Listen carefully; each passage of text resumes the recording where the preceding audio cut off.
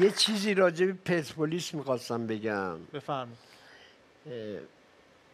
خب من به دلیل شرایطم اکثرا خونم توی این واتساپ و اینا هم خیلی دلم گرفت. ببینید من آذریم اصلیتم، پدرم اردبیلیه، من و مادرم بچه تیردوقلوی تهرانی، ولی خب آذریم، افتخارم میکنم.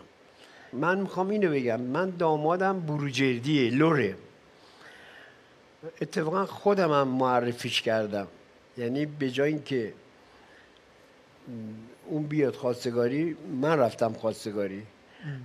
به المیرا گفتم المیرا این آقاه داره ویلا برای ما میسازه تو شمال، پسر خیلی خوبیه، من همیشه دیدم از پرسنلش نیم ساعت زودتر اونجاست، این آدمیه که میتونه تا شب 10,000 تومان پول در بیاره، بنابراین اینو در نظر داشته باش.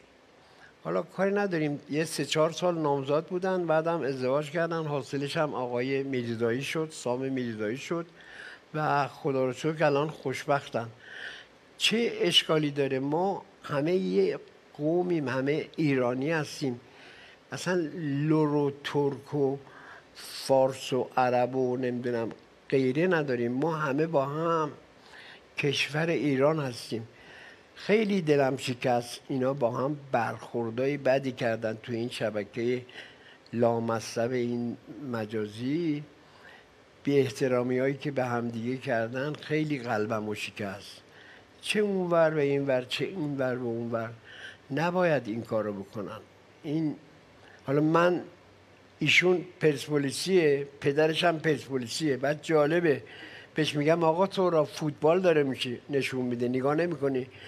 حالا استقلال بازی داشت، گفت نه آقا من هر فوتبالی رو نمیبینم.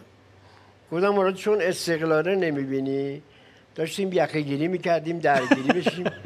آره گفتم شانس آوردی که پسرت هم پرسپولیسیه، من دهنم بسته است. یعنی شما خودتون استقلالی؟ بله من استقلال.